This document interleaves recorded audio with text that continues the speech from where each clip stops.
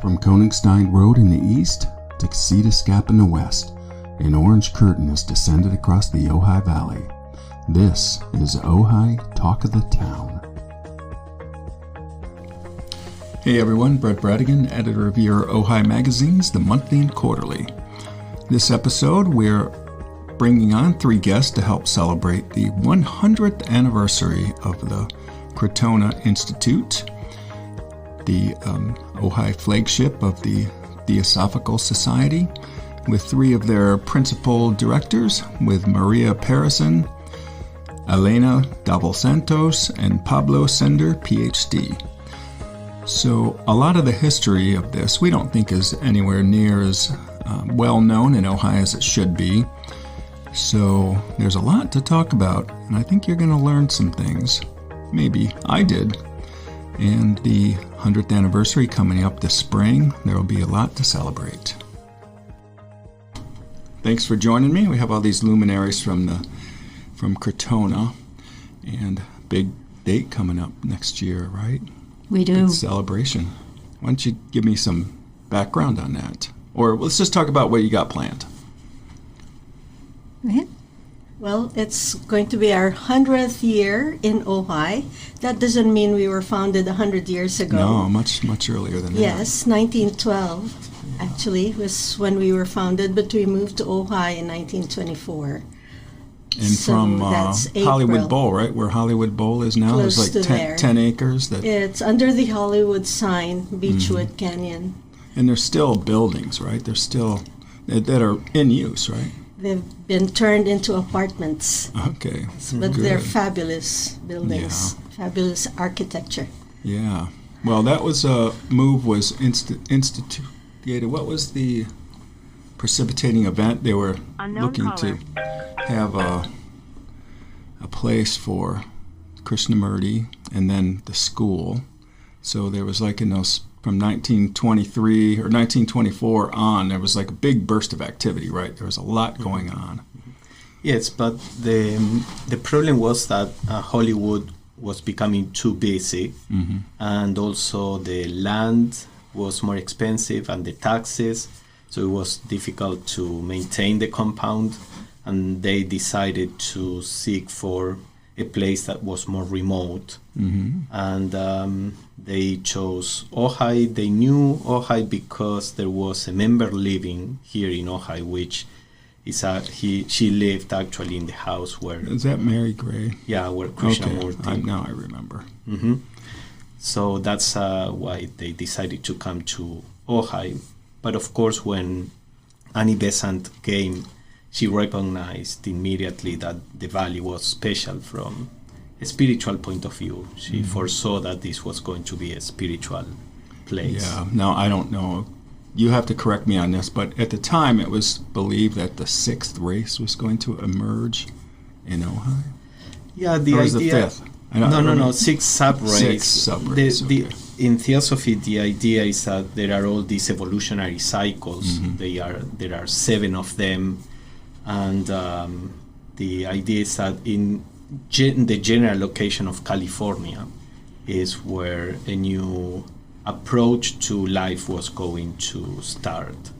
So that was also part of the interest in Ojai. Yeah. It was more like the idea that this would be a birthplace for a more spiritually awakened humanity. Yeah, I think that's partly a self-fulfilling prophecy, isn't it? I do think Ojai has that mystique.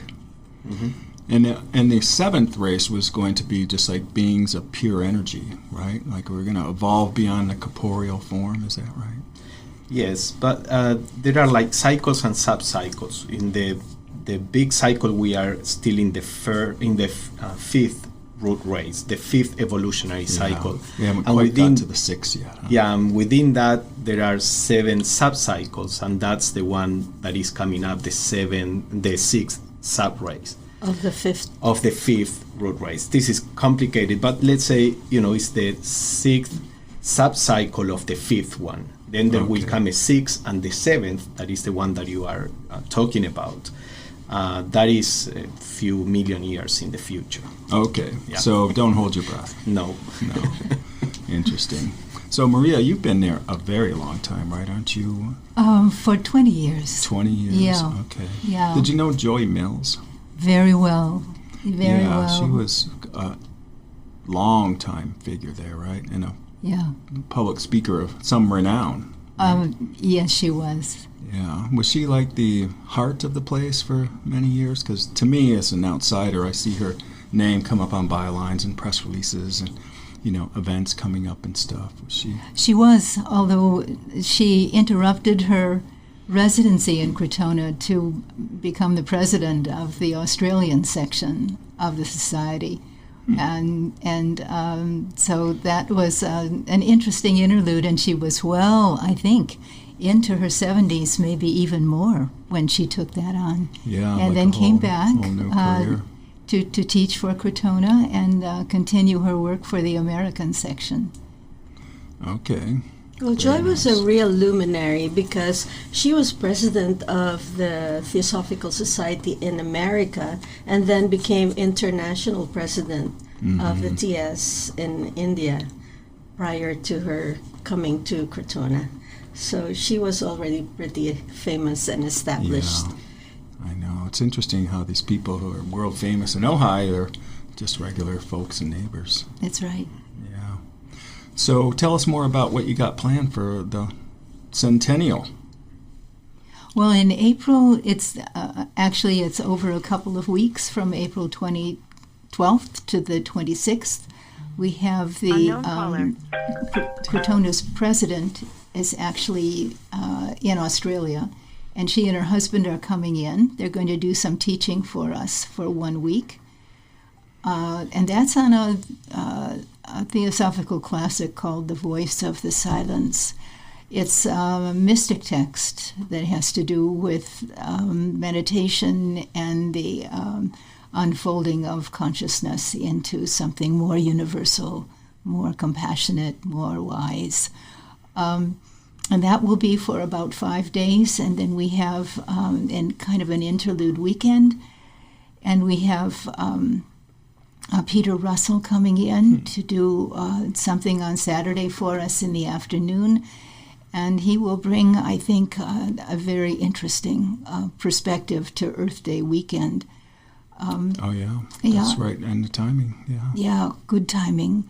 And then we have an opening of the kind of the celebration opening, and after Peter on Sunday, and that will involve our mayor, Betsy Sticks, and probably Julie, our Chumash elder, and then Lanny Coffer in the afternoon doing something about our relations with the earth from his point of view. An herb walk. Yeah. Very nice. And we may do some of that on the grounds as well. Yeah. And then we have another 4 days of teaching after that, and the theme for that part is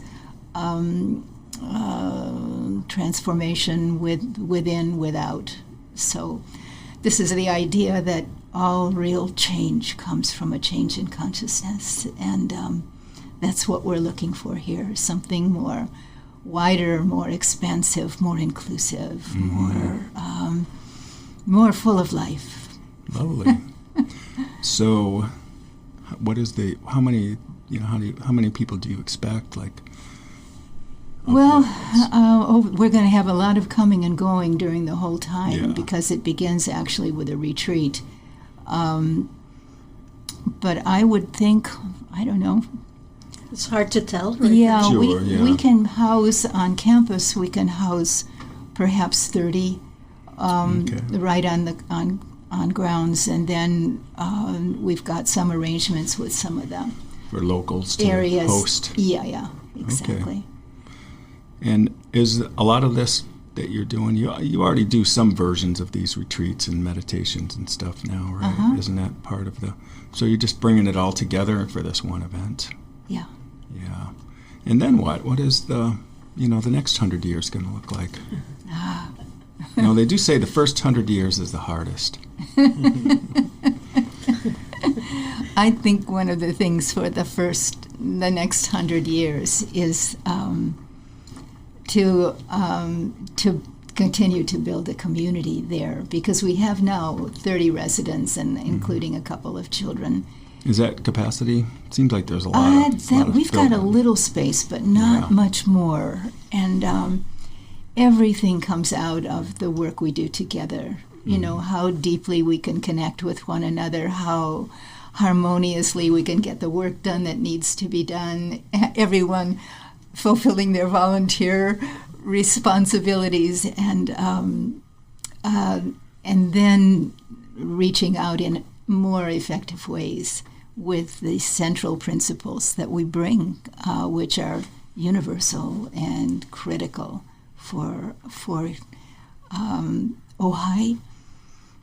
Oh my goodness, especially for Ojai, and also because we're an international center, so we're really nourishing and growing from the whole Theosophical movement worldwide. And there are centers in England and India and Australia and where else? Well, Pablo teaches at most of them, so and Elena as well. Yes, the society is in about 60 countries, Wow. but not all of them have centers like Krotona. So there are a few centers in the world, as you said, in Australia, in the Netherlands, in India, Brazil, Argentina. There are some centers around.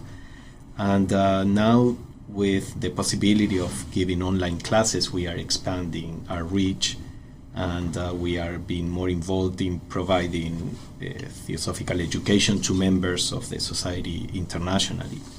So this is, I think, part of the direction that we are taking in the next, at least in the next decade or so, and then we'll see. You're not looking forward, not looking planning 100 years out yet.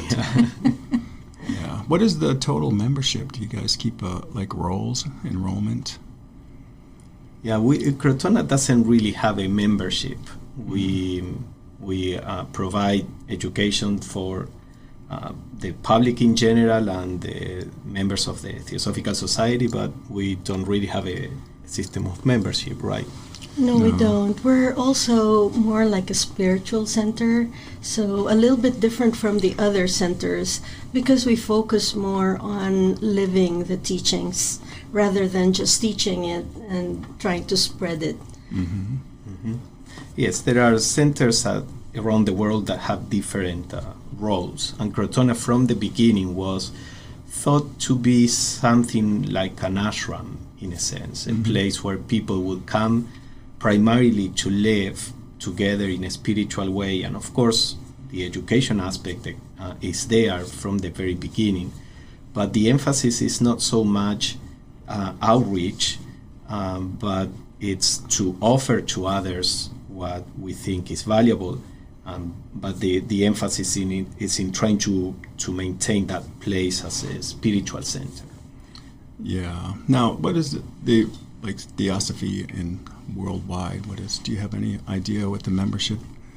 Yes, tens of thousands, I would imagine. Yes. There are the thing is that in the Theosophical Society you can participate in its activities without necessarily being a member. It's not like a church or like a congregation. Yeah. So we do have around the world is generally about 30,000 members, Okay. but the people that come to our activities are far more.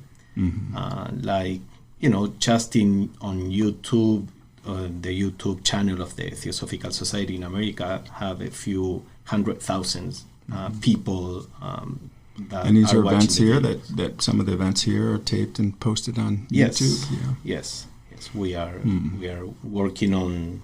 We have created a YouTube channel. So part of what we are working on right now is taking advantage of all the technology to provide. Yeah. Was this enhanced or spurred or motivated by the pandemic, or was this already underway? Did you already have a YouTube channel before that?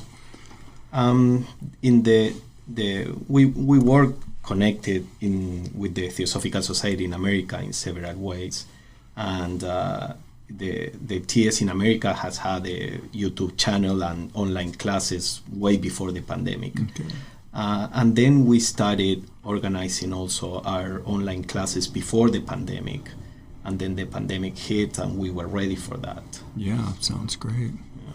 Were you getting a lot of new people checking in during the pandemic? Was it a time of curiosity and exploration, people wondering what's this all about? There was an increase of people, mainly because they could participate online without having to travel. But still, it's very important to come to Krotona. We want to support programs that people come here because it's the whole experience of being in the center. And being in Ojai. Yeah. Now, Krotona is, how did it get its name? I've never even thought to ask that, but I'm curious.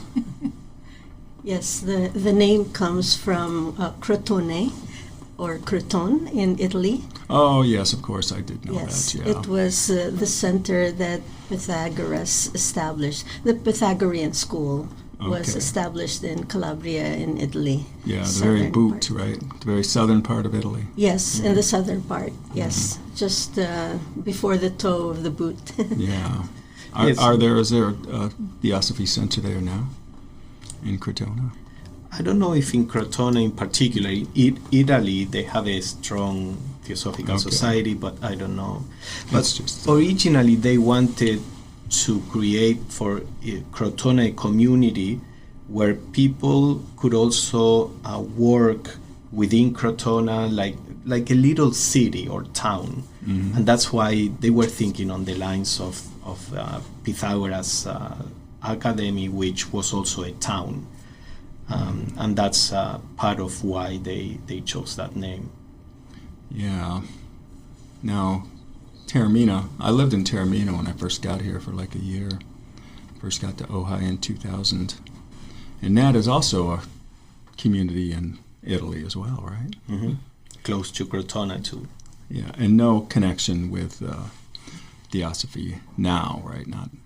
No, Krishnamurti spent some time in Taormina and had important experiences it was part there. Wasn't it like the overflow? Taormina in Italy.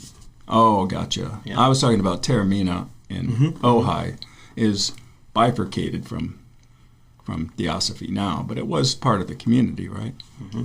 It was intended originally to be a kind of a retirement community. Yes. And that Theosophists from there would also help out in Krotona in various ways. Mm-hmm. But then the folks who came in there from the society handed over their homes to their children, and the children were not quite involved in the same way. Little by little, it became just a regular community. But we still have friends there, some who volunteer in Krotona and walk their dogs, and so it's still very friendly. Yeah. When I was there, I know the CCNR still had Theosophist restrictions about eating meat and barbecuing meat and stuff. Right. So I found it very quaint. But that was part of the original charter. That was, you could tell the DNA of the place still retained some of its origins. Right. But I loved it because you just walk up to the top of the hill there, and I think by where John and Limba Lambert lived, there's a gate that you can get onto Krotona. It's it was just open. Wonderful place to just stroll around the top of the hill. I always think of Krotona as being like, you got the Ojai Valley laid out from east to west, and then it's like the navel, like the hill is like very much in the very center of Ojai. It's an interesting location. I imagine that definitely played part of it being built. Like this is the site. Mm-hmm. Yes, Annie Besant, because she was the international president of the society, she would go around the world giving lectures, and she helped with fundraising, not only to buy the land in Krotona and the back of Krotona also, but also all the part where the Besant Hill School is now. And the Ojai Foundation. And the Ojai Foundation. Hundreds of acres. Yes. And she created some foundations and established that those lands cannot be used for commercial purposes, but only for education purposes. And I always have the impression that shaped the valley in the sense that it locked the valley to commercial endeavors and allowed the valley to develop, more spiritually. because all that land could not be used commercially. Yeah, and I don't know how many people really understand the merging of Eastern and Western philosophies that went through, Madame Blavatsky and Annie Besant, and how important it was to Ojai's origin. This is like the first place. I know of like Alan Watts and so forth, who also had their connections to Ojai, were famous for popularizing, Zen Buddhism and things like that in the 60s. But, half a century before that, it was already happening here in Ojai. It's pretty remarkable. Yes. I think that's part of the history of Ojai that not everybody really gets or understands how important that was to our identity. Yeah, our cultural DNA, if you like. Yeah, I think Krotona and Krishnamurti set that tone here, and then many other spiritual organizations and spiritually minded people began to come to Ojai. Yeah. Not many people know that when Krotona was founded, the city of Ojai had been incorporated only 3 years prior.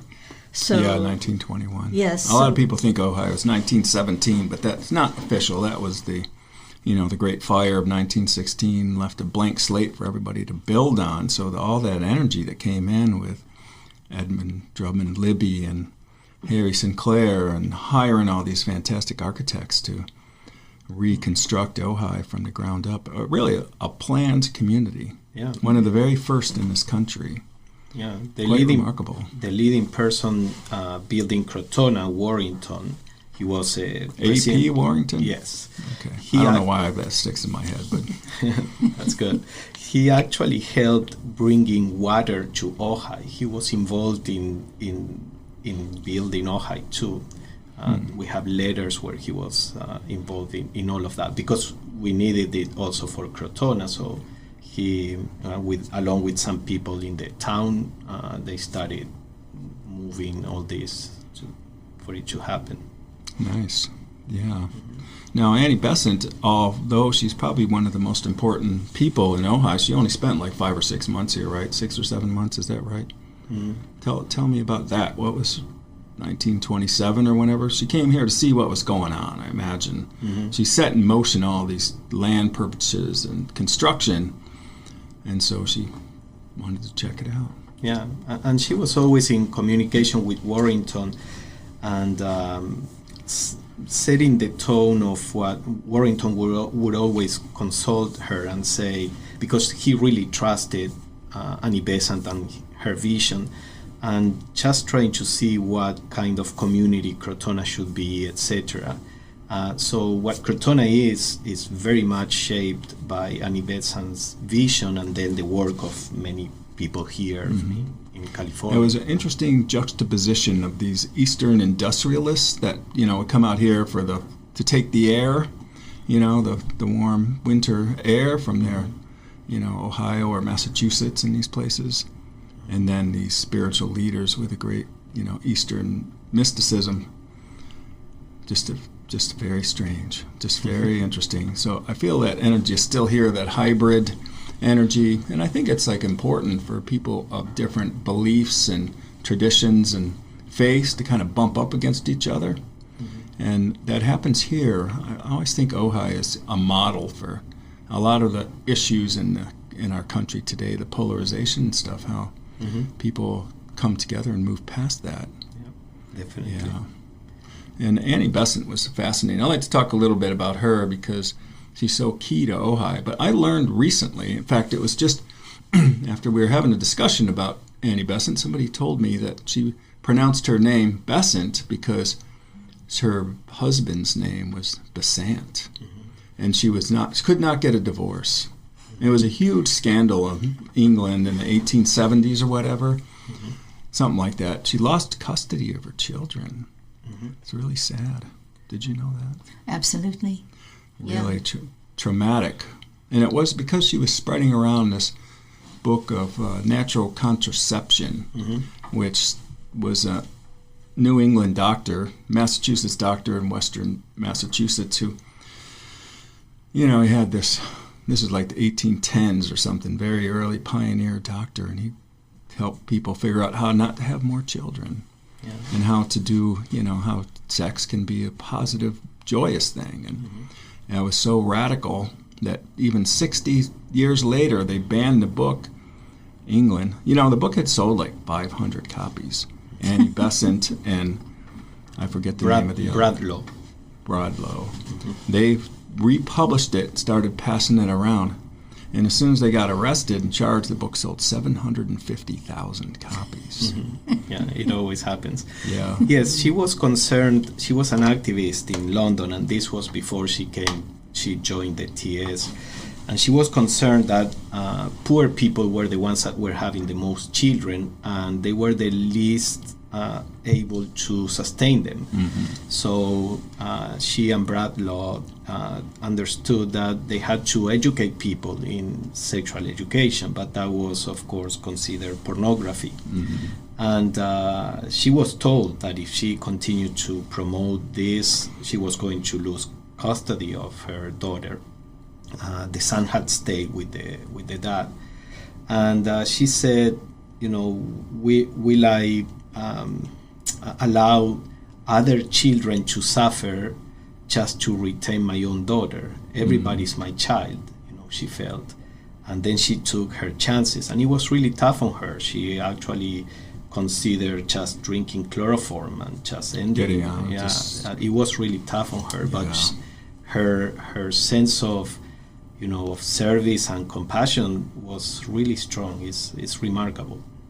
Well, the fact that it was such a national scandal in England at the time, it was headlines every day.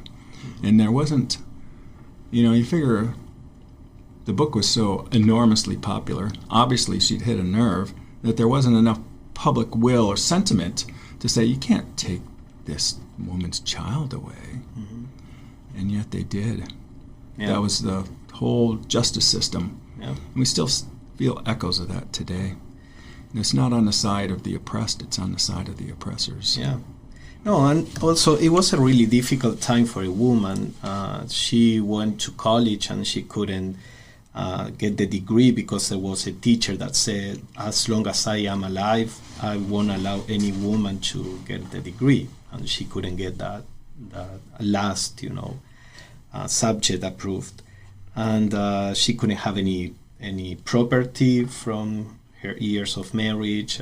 It was a really tough time, but early Theosophists were the first feminists, and they began to roll a feminist movement in Europe.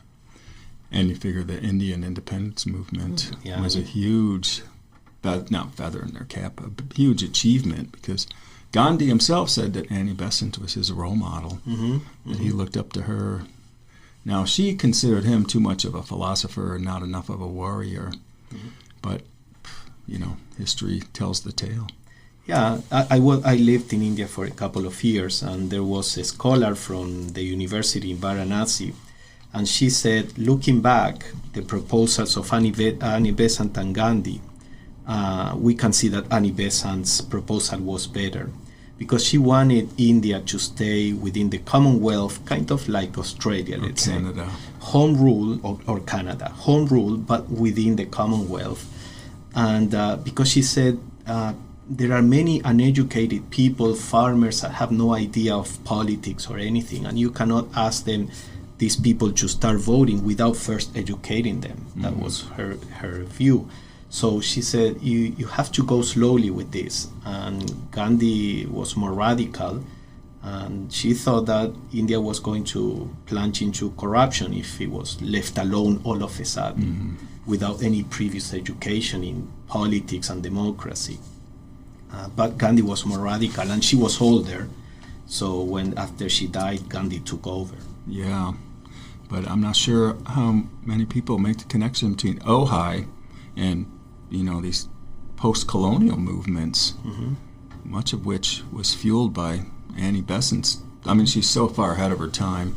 And the story about her and Madame Blavatsky, and please correct me if I get it wrong, but she basically met Madame Blavatsky to prove that she was a fraud, that she was working for a newspaper. She was a prolific writer, thousands of articles and 100 books or something, tracts that she had written about virtually every question of the day. She was prolific pamphleteer, and she was hired to investigate Madame Blavatsky, who did have some kind of like, she was out there for her, way out there. So I don't know what happened. What happened? How did she get, what do you call that when you, Stockholm Syndrome. She started identifying with her captors. What happened? She was given to review the Secret Doctrine. That was a book that Blavatsky wrote. Was that based on the Akashic record? Blavatsky's investigations on higher planes. Mm-hmm. She explained that she would go into a state of meditation. And, you know, at the time, all that was very unknown. Today we know about yogis and all that, but at the time, the West didn't know anything about that. And Annie Besant was an atheist, but she says that when she started reading the Secret Doctrine to review it, something changed in her. So eventually she went to look into Blavatsky, and she says the first thing that Blavatsky did was to give me the Hudson report. That was the report from the Society for Psychical Research, where they accused Blavatsky to be a fraud. Yeah. And say, read this, look if the proofs are good, and then come and see me if you still think that I'm not a fraud. And then she said that she looked into the report and she decided that the report was not, that was flawed. And actually, 100 years later, the Society for Psychical Research wrote an article saying that Hudson had disregarded a lot of proofs that were supporting Blavatsky, so they disowned the report. And that's how Besant turned. And this is like late 1870s, early 1880s, somewhere around 89. Okay. 1889. And she quickly became a leader in the Theosophy. Mm-hmm. I mean, just because she had such organizational capacity, I think. Yes, it is said that when before HPB passed, she expressed her wish that Annie Besant would eventually take over as president after Colonel Olcott, and so she did. She became the second international president of the society. And really, I think she just, because there was like an associate, because people weren't really ready for Madame Blavatsky, and she was so bizarre, I guess, that it was hard for her to make a mainstream appeal. Whereas Annie Besant had such a long history already of organizing and protests, and, you know, she was a public figure long before she became involved with Theosophy. Yeah, so I think that was strategically, that was a very smart choice. Plus, she knew everybody. She was a prolific fundraiser. Yeah. I always thought she must have been very wealthy herself, but she never was. She never had money. She just knew how to get money for projects. She just knew how to raise significant amounts of money. Yes. No, Blavatsky was admired Annie Besant years before Annie Besant came to the TS. She wrote in a letter, even though she is an atheist, her speeches have far more wisdom than many of the spiritual people that are, you know, giving sermons and all that. So Blavatsky recognized something in her. And as fate has it, you know, eventually Besant crossed paths with Blavatsky. Yeah. Now I'm trying to remember exactly her origin story, right? Wasn't she, parents were kind of lower middle class, Irish family, what we used to call lace curtain Irish. Does anybody still use that term anymore? No? Well, that was like the fancier Irish, like my folks were more like bog shanty. And then you had your lace curtain Irish, you know, they had pretensions of bourgeois. But she married a preacher when she was fairly young. Not a happy marriage. He was very keen on keeping her down. But she had these visions or these fantasies of, you know, addressing vast crowds. And she would practice in the church, his church, you know, in the empty pews, her public speaking. And then she just like took off. She's just had such amazing career. And she was, you know, George Bernard Shaw wrote this book called The 8 Loves of George Bernard Shaw. Did you ever come across that? But one of his great loves was Annie Besant. Yeah. Wonderful. Because she was, I mean, we see her as this formidable, redoubtable woman, but she was a beautiful in her younger years, you could see why he was just mesmerized by her. Mm-hmm. But I think it was even more than her like physical charms. It was her just presence. Like she was just so vibrant and alive and so committed and dedicated. It was just really, there wasn't anybody else like her at that period of time. No, they were saying at the time that Besant was the best orator in Europe. Yeah. And she was extremely intelligent, and that's part of what moved when she was with her husband and listening to the sermons and all that. She started realizing that there were contradictions in how the Gospels, for example, spoke about the life of Jesus. So she started tabulating all the facts and the contradictions, and that is part of what turned her into, an atheist. But then she thought that science could solve the human problem, and she says, after years of fighting for the people and trying to base all this on science, I felt that that wasn't the answer, that by itself, that there was something deeper that human beings needed. And that's when she came across the secret doctrine. She was in that kind of transition in her thinking.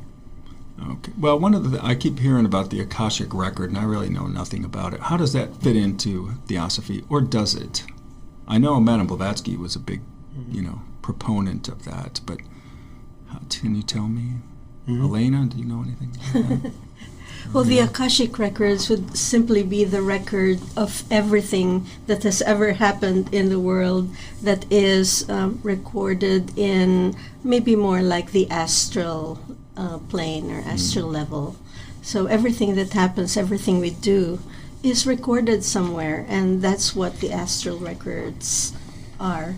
And people who are able to see beyond just the material or physical level are able to read into the past, into what has gone before. And so many of the theosophical teachings that describe like the history of how even our planet came to be really come from teachings of seers who have been able to look that far back into the past.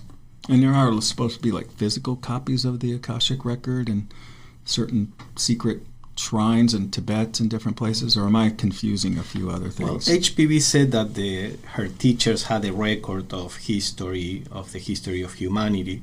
I don't know if, from the Akashic records or records that were kept generation after generation, but she did say that they have a record. A comprehensive chronicle. Mm-hmm. Very nice. I imagine that would be quite something if you come across it. Yeah, be actually, like the Indiana Jones movie. Yes. The term Akashic record was coined by the Olcott, the first president of the Theosophical Society, and then, of course, it became quite popular. Yeah, and still today, is that part of the background of everything? More or less, I mean, it's a fact, or we consider that a fact in nature, but we are more interested in the spiritual development and all of that. So even though it's part of the teachings, we don't place special emphasis on that. Today there are people reading the Akashic records of people and all that. In the Theosophical view, things are far more complex. I mean, there are many things that you may see that may not be the records. But yeah, well, it just overwhelms me to even try to grasp something of that magnitude, because so much happens. There's just so much that happens. Well, speaking of development, I'd like to know more about you folks. Maria, how did you come to Theosophy in Ojai, and what was your journey? Can you tell me a little bit about that? Yes, it is interesting because Krotona, as a community, we have people who's with about 8 different countries of origin, and the stories are quite amazing in some cases. My own is a familiar one, actually. I was raised Roman Catholic, but with a mother who had no use for priests, and a father who was kind of a nominal guy. But anyway, I was not particularly. I loved the rituals, and but was never very interested in the details of the Bible and so forth. Where did you grow up? In the Midwest, in Ohio, and then my husband was working for GM in Detroit. We raised our family there and joined the society there. There were a couple of what they called spotlight workers at the time who rented a big ballroom in Detroit, downtown Detroit. It was filled. They stayed for 5 nights, did all the arranging themselves, and did a series of talks on things like the unity of life, the afterlife, and reincarnation, the importance of cycles. About what, did you have kids and you were like, what was the context of you being curious about this? Well, because my mother was a Theosophist without my knowing, but she called when this was in '69, and she said there were a couple of speakers coming in town in Detroit. We went, we were very interested in what was being said, joined a small study center, and it started from there. Eventually we joined a big Theosophical center in Detroit, downtown.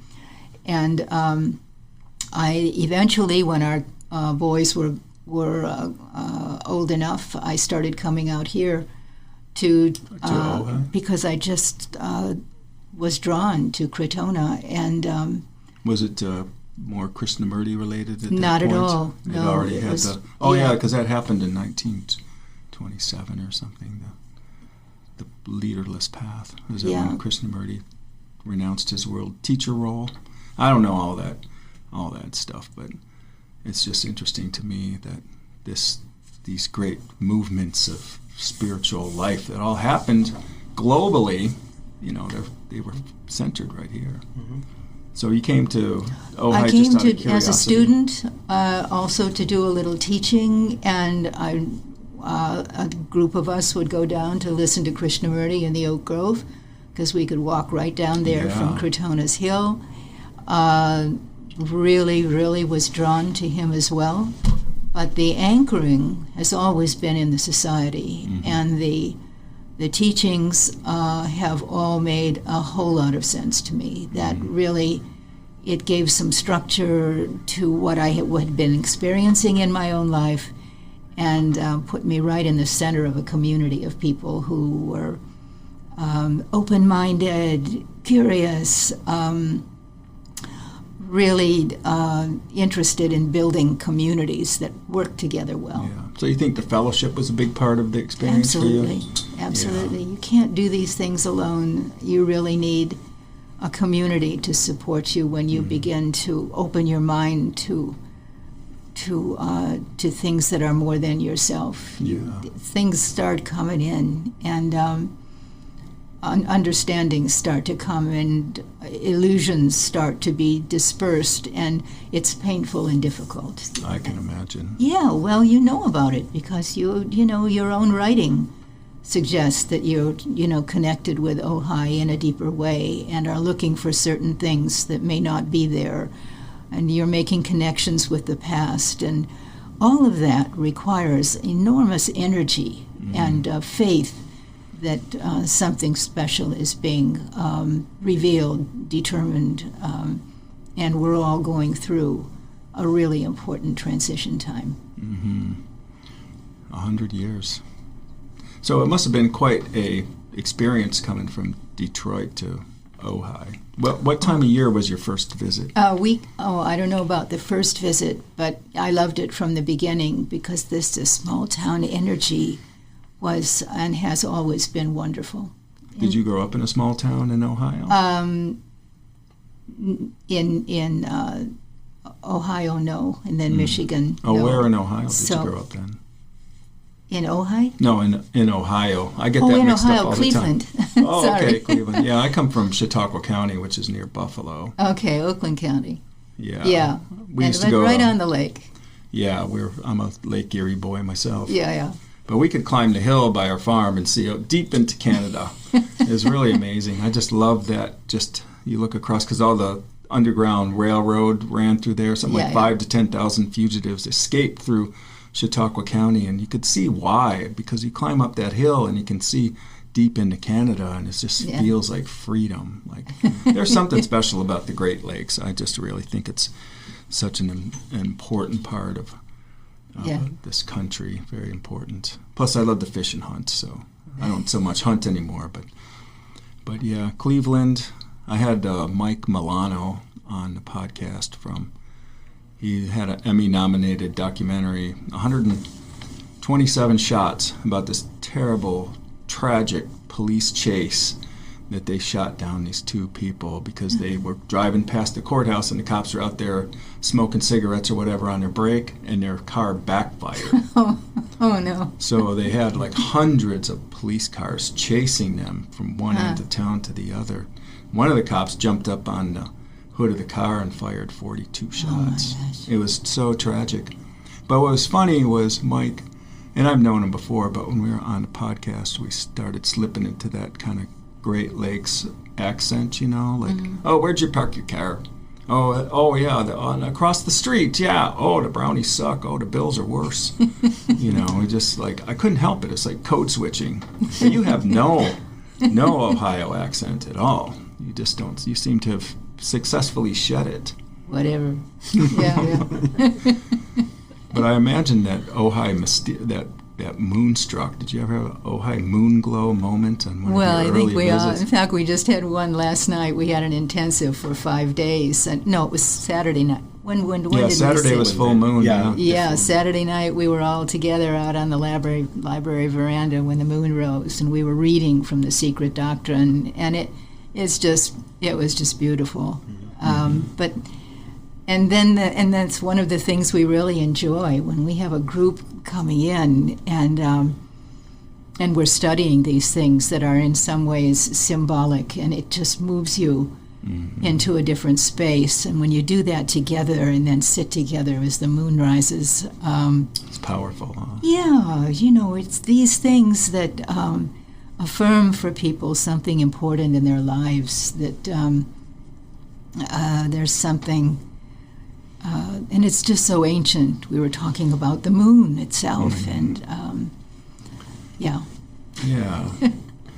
Well, do you ever, some of these people who come from out of town, do you ever recognize yourself in them and how your experience was? Well, yes, for sure.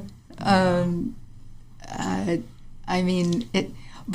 we try to reach the place where we're all coming from a similar space, and some of the small things we do when we retreat together is to try to let go of our conditioning from the past, because Blavatsky said, when you sit down to study, you clear your mind of everything you think you've known. That's very hard to do. Absolutely fresh. That internal chatter that goes on. It's so annoying. So you keep yourself, and any good writer knows that. You have to let go and let something else in you begin to reach a little deeper into life, your own and then somebody else's as well.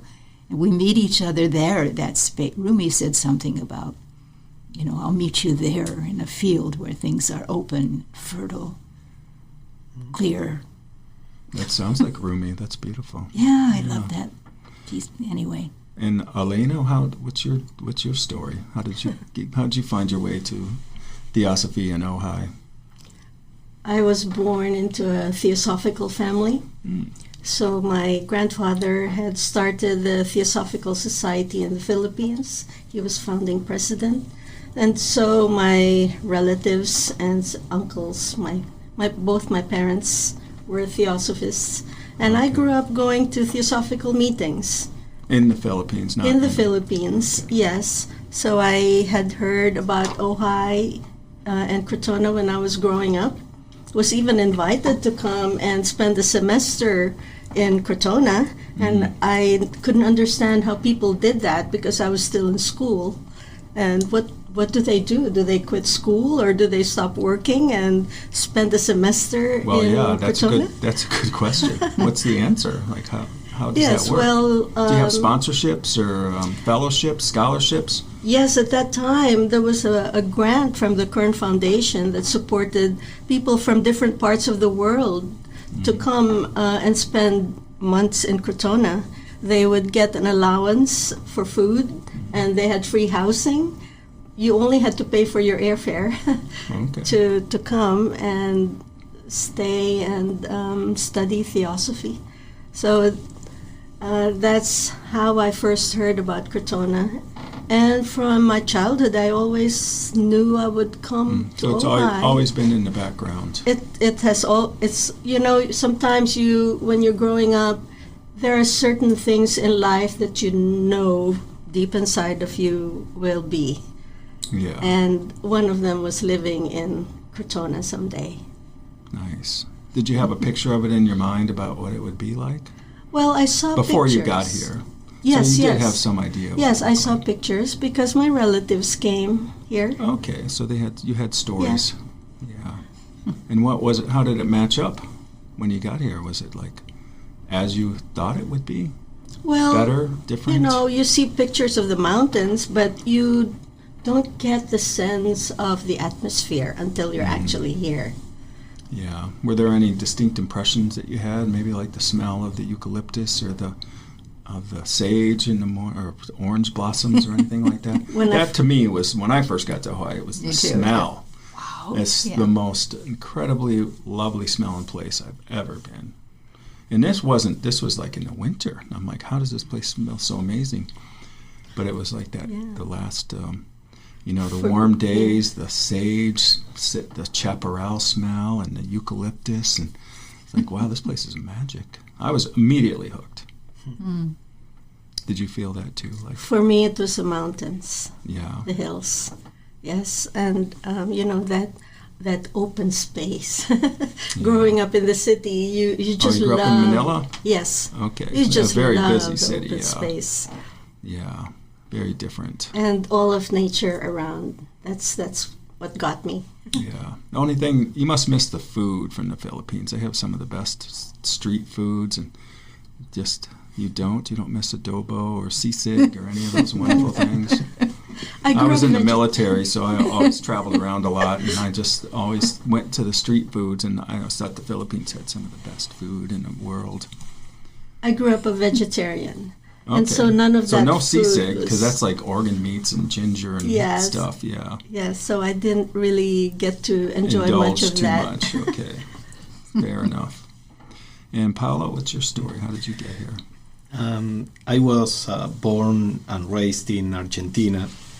And, Where in Argentina? I was born in the capital city, Buenos Aires, but then when I was 8, we moved to a small city in a place that has a similar weather to Ojai. Actually, there are hills, the weather is quite similar. And then I had been looking for years for some deeper view of the world. So and your life. family didn't have any connections to No, they Theosophy. don't. They didn't. So you found your own way there. Huh? Yes, and eventually when I ran into the society, I saw that that's what I was looking for. I loved the, You knew the it right away? approach. Yeah, right away. Then I was in college. Then after I In Argentina as in well? Argentina, yes. After I finished my PhD, I left science. I have a PhD in science, so I left science and went to live to the international headquarters in India, in Ojai.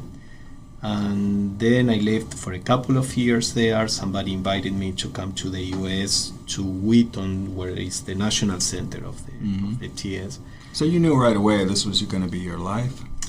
When So even though because getting a yes, PhD in science is a big deal. yes, But it seems like a major investment to just kind of it is to make that move into. But I always say that Theosophy ruined my love for science, because Really? I really loved science. I worked in research in molecular biology, but when I started learning about this worldview that is so far vaster than what science proposes.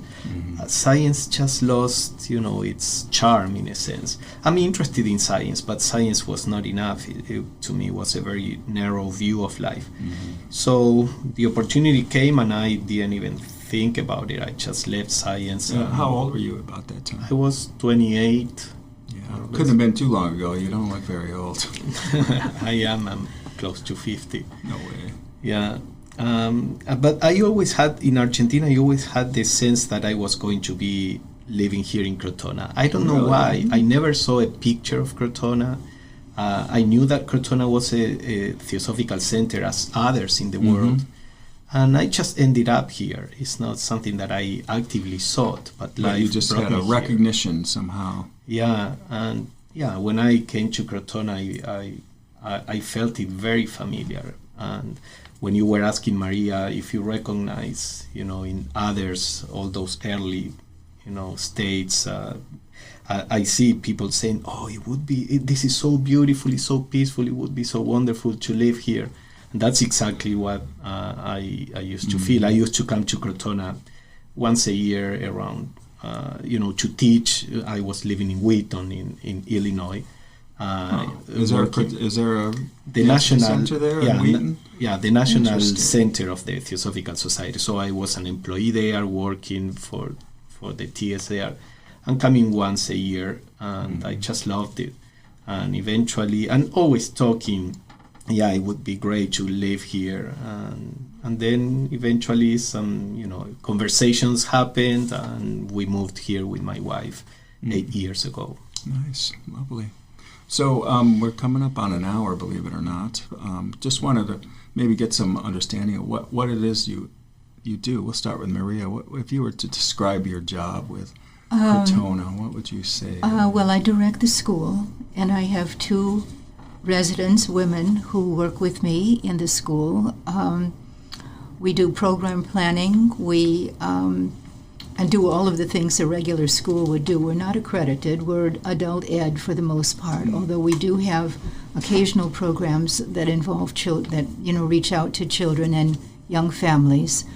But we're the ones who are looking for speakers, arranging the programs, managing the student housing, and all of that goes with that. So that's pretty much my work. I also sit on the board of directors, as does Elena. So there's a lot of work involved in that as well, managing the infrastructure and all, and the community affairs in general. So I thought for some reason I had it in my mind you were also involved with the library.